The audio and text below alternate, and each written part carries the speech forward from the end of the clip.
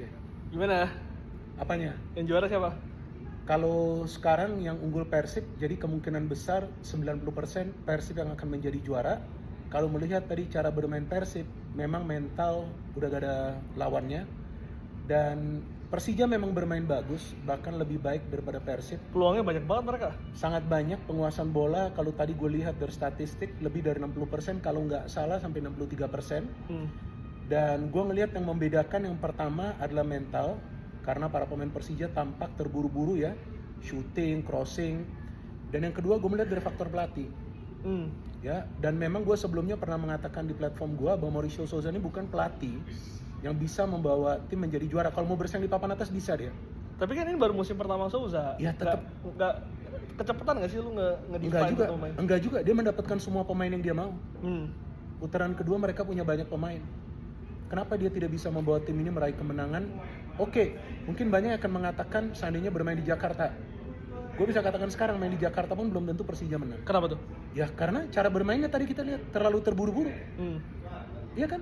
Kan cara bermain itu yang penting. Gue bukan mengatakan Persija akan kalah kalau main di Jakarta, enggak, tapi belum tentu menang.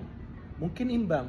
Karena Persib tuh ketenangannya jauh lebih unggul daripada para pemain Persija. Dan peran pelatih, ketika Persija tertinggal, ya coba pemain-pemain mana saja yang dia mainkan. Gue gak enak lah ngomong nama pemainnya, nanti dikira gue meremehkan pemain tersebut. Lu lihat siapa yang bisa memberikan perubahan? Gak ada. Tapi artinya hasil ini menurut lu akan menentukan nasibnya Souza di Persija nggak? Kalau menurut gue seharusnya seperti itu, tapi itu tergantung manajemen dari Persija. Karena pelatih ini diberikan target ketika dia masuk juara. Artinya dia sanggup dong ketika dia masuk. Tapi sekarang kalau gak bisa juara, ya ini tergantung ke manajemen, bukan gue dong. Tapi gue sudah mengatakan beberapa pekan yang lalu di platform gue ada jejak digitalnya. Ini bukan pelatih yang bisa membawa juara, enggak. Bersaing oke, bermain indah boleh. Tapi kalau mau menjadi juara, gak harus bermain indah terus. Iya kan? Betul kan? Madrid berapa kali tuh menjadi juara champion dengan Ancelotti? Gak harus bermain indah tapi menjadi juara. Itu yang kita ingat kan? Kita gak ingat lagi permainan indah. Jadi gue melihat Persija bermain sangat bagus tadi, tapi bagus gak cukup. Ketika pelatihnya gak ngerti apa yang perlu dilakukan ketika timnya tertinggal. Bojan Hodak tahu. Seandainya tadi Kurzawa gak cedera, mungkin banyak crossing dari dia akan berbahaya. Sayangnya dia cedera, dia keluar kan.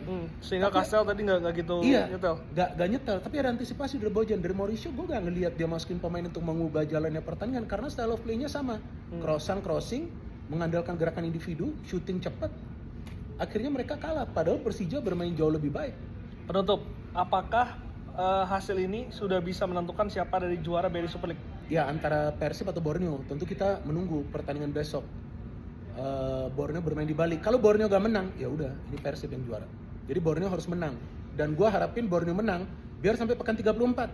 Supaya ramai ya? Supaya ramai. Jadi nanti pialanya biar mereka standby nih. Kemana nih pialanya?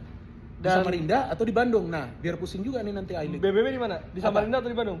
Gua nggak mau muncul di Bandung, gua nggak mau muncul di Samarinda, gua nggak mau muncul di Persija. Ya kan, karena dimanapun gue muncul, gue akan dibilang gak netral. Bahkan tadi gue dibilang gak netral, coba gak netral dari mana gue? Capek gue udah, ya kan, makanya itu gue gak ada tampil di salah satu podcast karena itu. Udah, Bu Bina capek.